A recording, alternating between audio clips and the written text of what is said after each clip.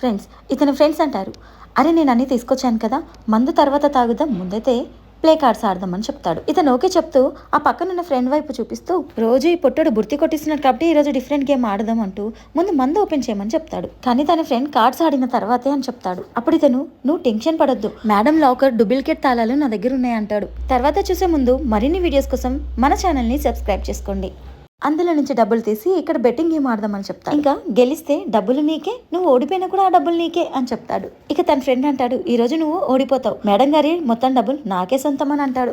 అరే గెలుచుకో కదా అనుకుంటూ తన చేతిలో ఉన్న కార్డ్ని అక్కడ వేస్తాడు. ఇతను ఆ కార్డ్ని తీసుకొని గేమ్ ఆడుతూ ఉంటాడు. కానీ ఇతనేమో ఈ గేమ్ ని ఇంతటితో ఆపేద్దాము అని చెప్పి తన ఫ్రెండ్ తో, చూడు నా మాట విను, ఎలాగో లాకర్ యొక్క డూప్లికేట్ తాళాలు నా దగ్గర ఉన్నాయి కదా, ఇక ఈ గేమ్స్ ఏమో ఆడి ఆడి నాకు బోర్ కొట్టేశాయి, ఇలా ప్రతిసారి మేడం వెళ్ళిన తర్వాత పార్టీ చేసుకోవడంలో అసలు ఎంజాయ్మెంటే లేదు అని అంటే తన ఫ్రెండ్స్ తో ఒక పని చేద్దాం అని అంటాడు. నెక్స్ట్ పార్ట్ కోసం వీడియోకి లైక్ చేసి ఛానల్ని సబ్స్క్రైబ్ చేసుకోండి.